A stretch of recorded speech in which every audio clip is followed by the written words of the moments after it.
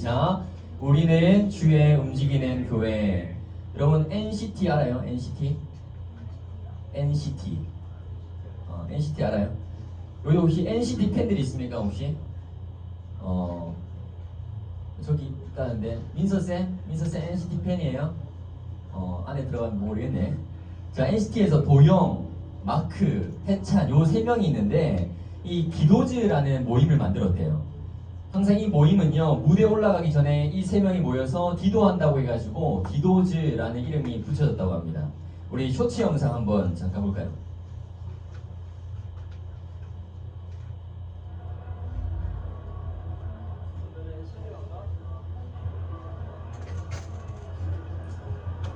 저렇게 무대 올라가기 전에 항상 세 명이 모여가지고 기도하는 거예요.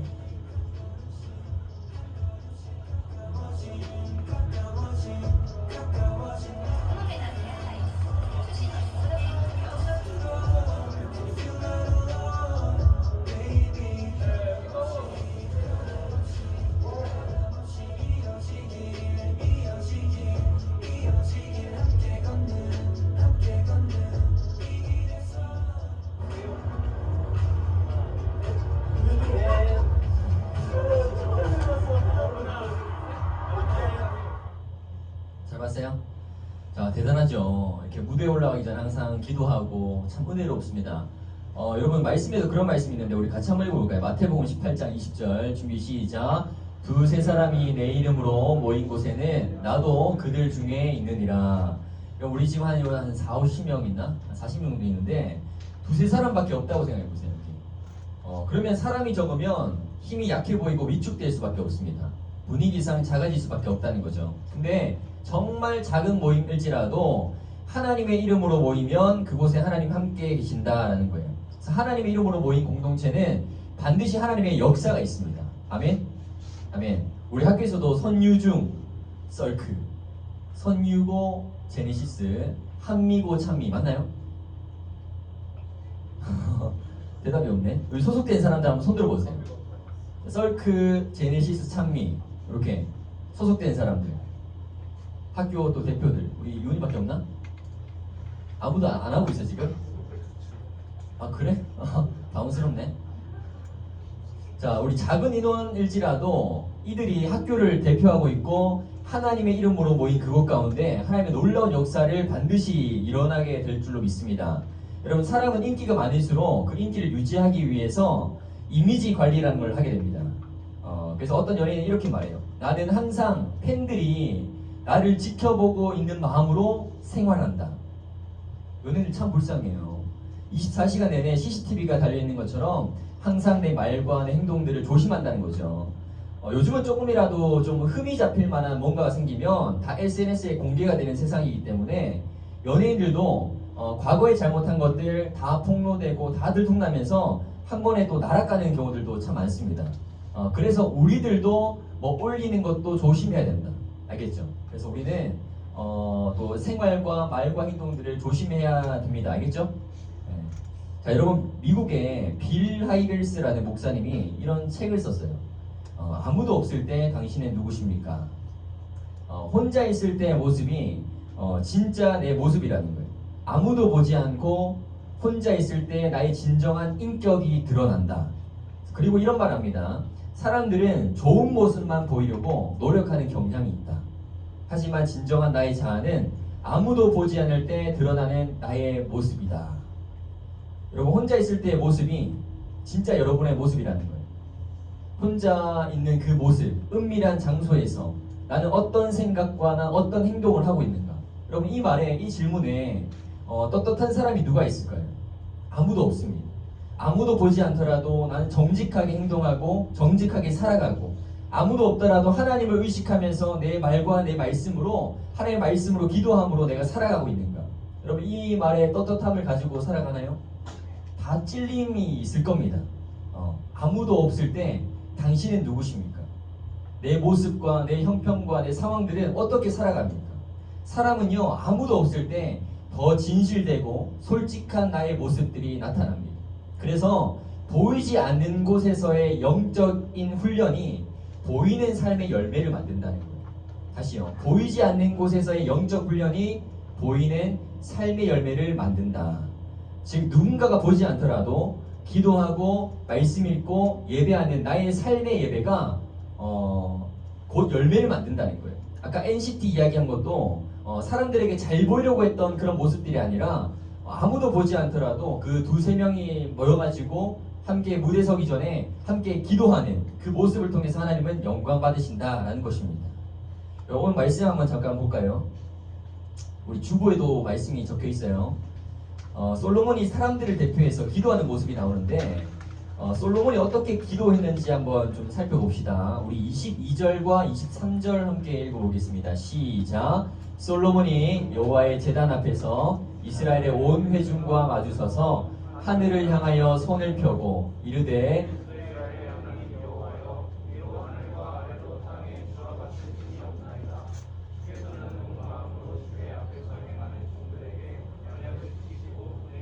부시나이다. 우리 지난주 말씀을 좀 기억해 보면 우리 중고등부 말씀이 똑같기 때문에 다윗이 지금 자기는 멋진 궁전에 있는데 저렇게 하나님의 궤라고 하는 언약궤는 천막 속에 있는 거예요. 그래서 다윗은 이런 계획을 세우죠. 하나님, 제가 하나님 위해서 성전 짓겠습니다. 그런데 하나님은 이런 다윗의 계획을 막으시고 오히려 내가 너를 위해서 집을 지어줄게. 이렇게 말씀하세요. 이게 바로 다윗 언약이었습니다. 그러면서 하나님께서 약속하셨던 것이 내 아들을 통하여 성전을 건축하게 할 것이고 내 왕위를 영원히 견고하게 할 것이다 라는 말씀을 하세요. 실제로 다윗의 아들 누구죠? 솔로몬이 7년 동안 성전을 짓게 됩니다. 자, 오늘 말씀은 성전을 완공하고 솔로몬이 이스라엘을 대표해서 저렇게 기도하는 장면이 나오는데 여러분 우리 보통 기도할 때 어떤 모습으로 하나요? 손 모으고 눈 감고 고개 숙이고 기도하죠. 그런데 저 보세요. 솔로몬이 지금 저렇게 기도하는 것은 어떻게 기도해요? 하늘을 향하여 손을 펴고 고개를 들고 기도하는 거예요. 하늘에다가 기도한다는 거죠. 이런 기도는 이스라엘의 전통적인 기도 방식이었습니다.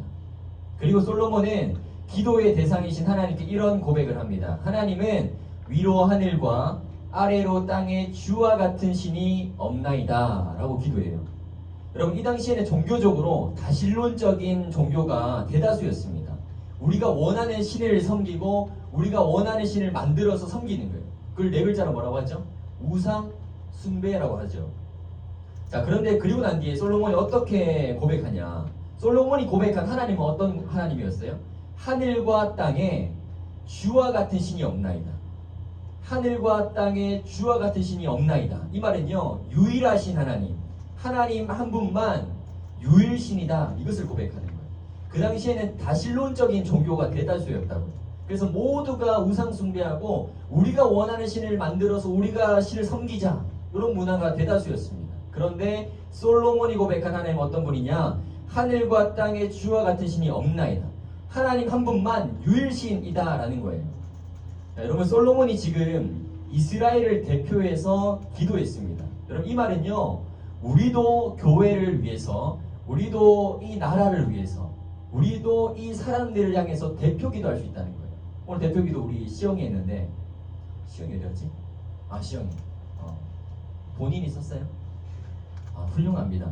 여러분 이렇게 대표 기도라는 것은 항상 준비되어야 되고 대표 기도 안에는 항상 하나님이 어떠한 분이신가를 녹여낼 수 있는 그런 기도를 드려야 됩니다.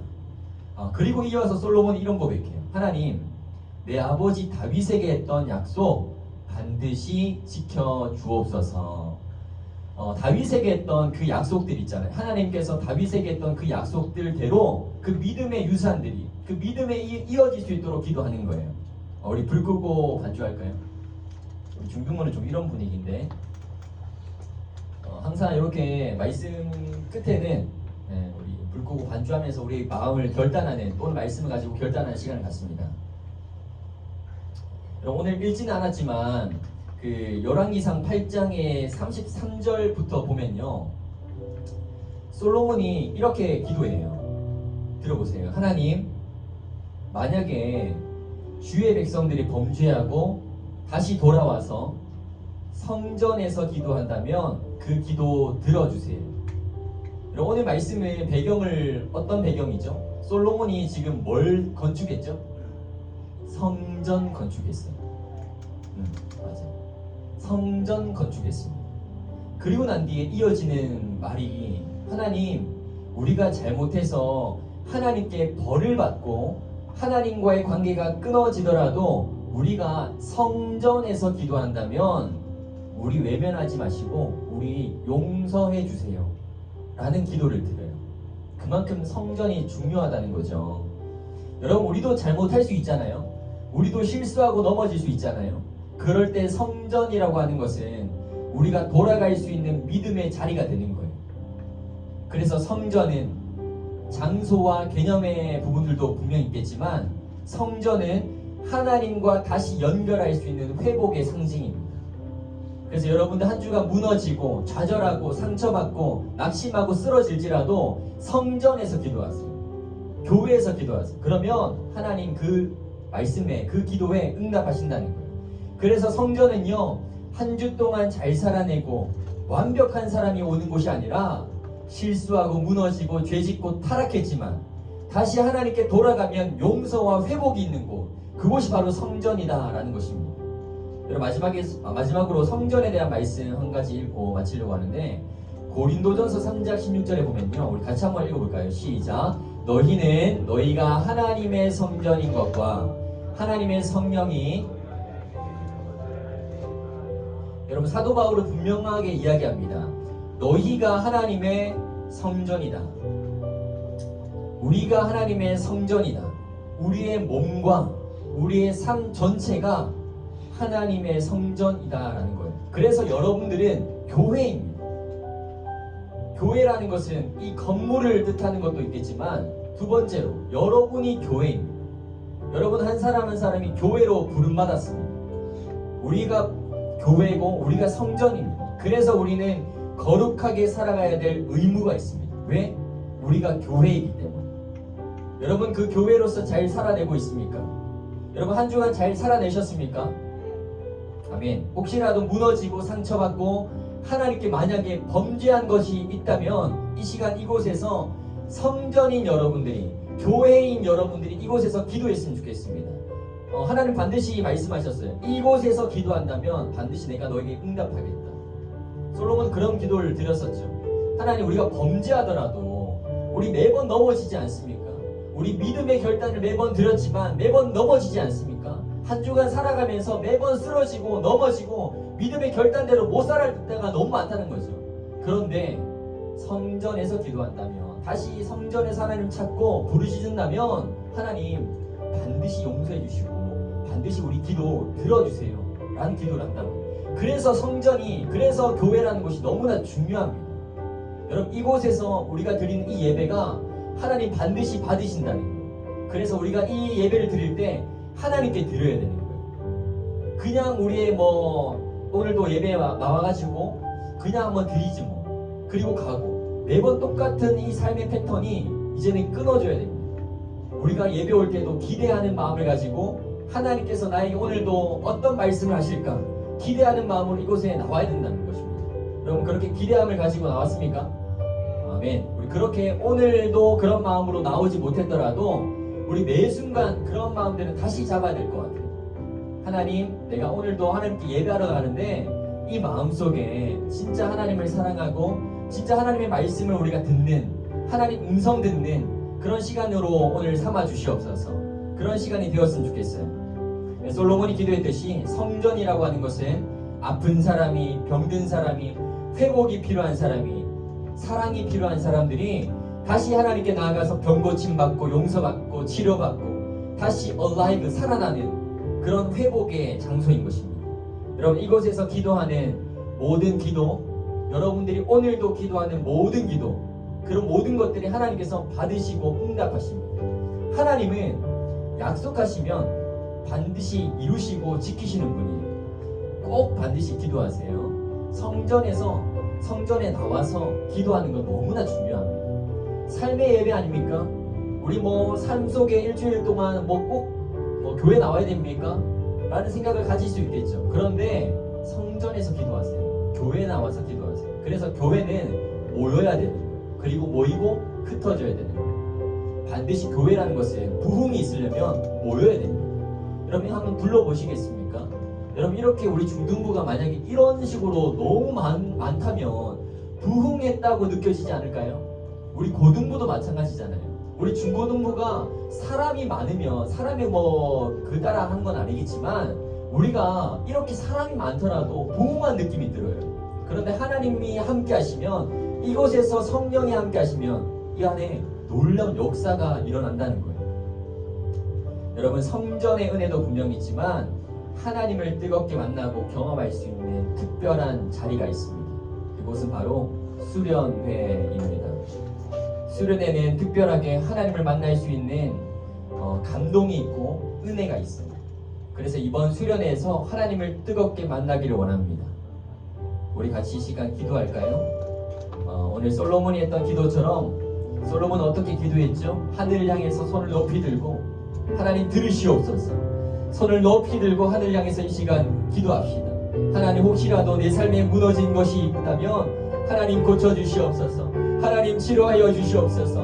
혼자 있을 때 모습이 진짜 내 모습이라셨는데 하나님 앞에서 부끄럽지 않은 모습으로 살게 하여 주시옵소서. 그리고 이번 수련회에서 특별하게 하나님을 만날 수 있게 해달라고 우리 두 손 높이 들고 이 시간 두 손 높이 들고 우리 주여 몸을 짚고 기도하겠습니다. 주여! 하나님 이 시간 우리의 손을 높이 듭니다. 주님 이 손을 꼭 붙잡아 주시옵소서.